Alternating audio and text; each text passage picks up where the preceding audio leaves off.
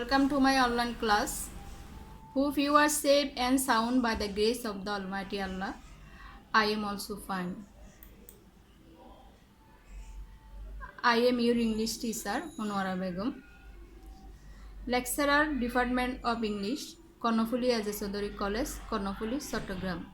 This class is for English second year SSC PM. Dear learners, today I will discuss on rules of faces narration. প্রিয় শিক্ষার্থীরা, এর আগে faces ন্যারেশনের basic rule নিয়ে তোমাদের সাথে আলোচনা করা হয়েছে। আজকে ফেসেস ন্যারেশনটা কিভাবে করবে, আমি ফেসেস ন্যারেশনের কয়েকটা ইম্পর্টেন্ট রুল নিয়ে ডিসকাস করব। While changing a speech in a faces, it is very important to understand the whole faces. যখন তুমি ফেসেস ন্যারেশনটা ডিরেক্ট থেকে ইনডিরেক্ট করতে যাবে, আগে তোমাকে পুরো ফেসেসটা কমপ্লিটলি অর্থসহ বুঝতে হবে। We should first identify who the speaker is and who the listener is. বক্তাকে, স্পিকারকে এবং লিসেনারকে সেন্টেন্সের শুরুতে তোমাকে আইডেন্টিফাই করতে হবে। Rule 1, if the speaker, reporting verb and listener are not at the beginning, they should be brought at the beginning. যদি সেন্টেন্সের শুরুতে স্পিকার, রিপোর্টিং ভার্ব, লিসেনার না থাকে, সেন্টেন্সের শেষে থাকে, তারপরে ডিরেক্ট থেকে ইনডিরেক্ট করার সময় তোমাকে সেন্টেন্সের শুরুতে ইনডিরেক্ট স্পিচে সাবজেক্ট অর্থাৎ স্পিকার নিয়ে আসতে হবে। Example, direct speech, will you go with me, I say to the boy. This is the example of interrogative sentence. You have to change it into indirect speech. We know in case of interrogative sentence, we have to use in place of refuting verb said, asked. Will you go with me? I said to the boy. Indirect, I asked the boy if he would go with me. এখানে inverted comma উঠে if বসবে এবং will modal verb আছে, modal verb change হয়ে উঠ হবে। And number 2, if there is more than a single speech of the same speaker, that should be added by further, also, again, added, etc. যদি একই স্পিকারের একাধিক স্পিচ থাকে একই ইনভার্টেড কমার মধ্যে, তুমি অ্যাসার্টিভ করার সময় ফার্দার, অলসো, এগেইন, অ্যাডেড ইত্যাদি ইউজ করবে। আবার এক্ষেত্রে যদি ইন্টারোগেটিভ হয়, এগেইন আস্কড, ফার্দার আস্কড, এটা ইউজ করতে পারবে তুমি। Example, the man said to his friend, you can come to my house tomorrow, we can discuss the matter then. এই এক্সাম্পলে দেখতে পাচ্ছ তুমি, the man said to his friend, you can come to my house tomorrow, we can discuss the matter then. একই inverted কমার মধ্যে দুটো assertive sentence আছে। সুতরাং এই দুইটা অ্যাসার্টিভ সেন্টেন্সকে আমরা যখন ইনডিরেক্ট স্পিচে করতে যাব, আমরা মাঝখানে অ্যান অ্যাডেড ডেট দিয়ে করতে পারবো, অথবা এগেইন সেড দিয়ে করতে পারবো, অথবা ফার্দার সেড দিয়ে করতে পারবো। ইনডিরেক্টে দেখো, the man told his friend that, যেহেতু এটা অ্যাসার্টিভ সেন্টেন্স এই জন্য ইনভার্টেড কমা উঠে ডেট বসবে।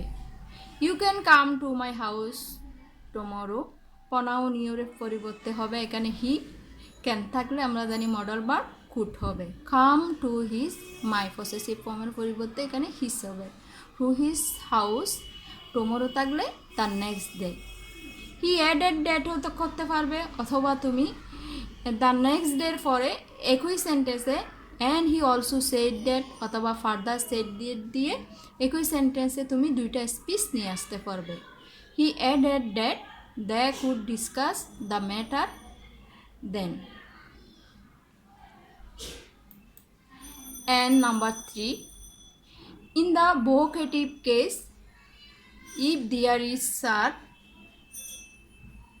vocative case সম্বোধনশীল বাক্যে দেখো, if there is sir, we can use addressing as sir, or respectfully in place of sir. যদি তোমার কাউকে সম্বোধন করে স্যার সম্বোধন শব্দটা থাকে তাহলে তুমি স্যারের পরিবর্তে respectfully in place of sir, স্যারের পরিবর্তে রেসপেক্টফুলি ইউজ করতে পারবে ডিরেক্ট থেকে ইনডিরেক্ট করার সময়, অথবা অ্যাড্রেসিং এজ স্যার এই ওয়ার্ডটা ইউজ করা যাবে। এক্সাম্পল দেখো, ডিরেক্ট স্পিচে the teacher said to the principal, sir I need leave for one day. এখানে স্যার সম্বোধন করেছেন, সুতরাং addressing the principal as sir এটাও বলতে পারবে, অথবা বলতে পারো the teacher respectfully told the principal. দুটোই অপশন আছে। Addressing the principal as sir, the teacher told the principal that he needed leave for one day. I need leave এটা present tense, আমরা জানি প্রেজেন্ট ইনডিফিনিট টেন্স থাকলে first indefinite tense হবে। He needed leave for one day. And rule 4, in the vocative case, if there is sister, brother, father, friends, etc., use addressing as sister, brother, father, friends, etc. at the beginning of the refuting verb. Vocative কেসে অনেক সময় দেখবে আবার সেন্টেন্সে তোমার কাউকে সম্বোধন করে সিস্টার থাকে, ব্রাদার থাকে, ফাদার থাকে, ফ্রেন্ডস থাকে, এগুলো ছাড়াও মম, ড্যাড ইত্যাদি থাকতে পারে। এই ধরনের ওয়ার্ডগুলো যদি থাকে তাহলে ডিরেক্ট থেকে ইনডিরেক্ট করার সময় তুমি সেন্টেন্সের শুরুতে অ্যাড্রেসিং দিয়ে যেই শব্দটা থাকবে ওটা তুমি ইউজ করবে অ্যাড্রেসিং এস। আমি ডিরেক্ট থেকে ইনডিরেক্ট স্পিচে দেখো, ডিরেক্টটা হচ্ছে the captain said friends be ready to face the enemies. যেহেতু এখানে ফ্রেন্ডস বলে সম্বোধন করেছে এই জন্য ফ্রেন্ডসটাকে আমরা addressing the listeners as friends. Reported স্পিচে দেখো friends be ready to face the enemies. ফ্রেন্ডসের পরে এখানে ডিরেক্ট কোনো অবজেক্ট নাই, সাবজেক্ট নয়, আমরা এখানে লিসেনার্স নিয়ে এসেছি সাবজেক্ট হিসেবে। Addressing the listeners as friends, the captain ordered them to be ready to face the enemies. This is the example of imperative sentence. আমরা জানি ইম্পারেটিভ সেন্টেন্সে ইনভার্টেড কমা উঠে টু বসে এবং সেডের পরিবর্তে অর্ডার, যদি আদেশ বোঝায় অর্ডার বসে, অনুরোধ বোঝালে রিকোয়েস্টেড বসে, আর উপদেশ বুঝালে অ্যাডভাইসড বসে। যেহেতু এটা ক্যাপ্টেন অর্ডার করছে এই জন্য এখানে ইনভার্টেড কমা উঠে টু এবং সেডের পরিবর্তে অর্ডার বসেছে। Addressing the listeners as friends, the captain order them to be ready to face the enemies. And rule 5, if there is yes or no in the reported speech you can use subject plus replied in the affirmative or negative or subject plus auxiliary. Indirect থেকে indirect স্পিচে ফেসেস নারেশনে কোনো সেন্টেন্সে আমরা দেখতে পাবো yes অথবা নো, কোয়েশ্চন করলে ইয়েস অথবা নো দিয়ে অ্যান্সার দেওয়া। ডিরেক্ট স্পিচে যদি তোমার ইয়েস থাকে ইনডিরেক্টে replied in the affirmative, and যদি নো থাকে রিপ্লাইড ইন দ্য নেগেটিভ, অথবা সাবজেক্ট দিয়ে তুমি অক্সিলারি এই অপশনটা ইউজ করতে পারবে। এক্সাম্পল ডিরেক্ট স্পিচে দেখো, I said to Adit have you finished reading the book, he said yes. এই এক্সাম্পলে দেখতে পাচ্ছ this is the example of interrogative sentence. In place of interrogative sentence, in place of said, we have to use here asked. Indirect speech এ দেখো I asked Adit, inverted comma উঠে এখানে যেহেতু to have verb দিয়ে শুরু if বসবে, আর যদি এখানে WS question থাকে if বসবে না, WS question এই থাকবে। I asked Adit if he had finished reading the book. Have you finished reading the book? This is the example of present perfect tense. আমরা জানি present perfect tense থাকলে rules অনুযায়ী first perfect tense হবে।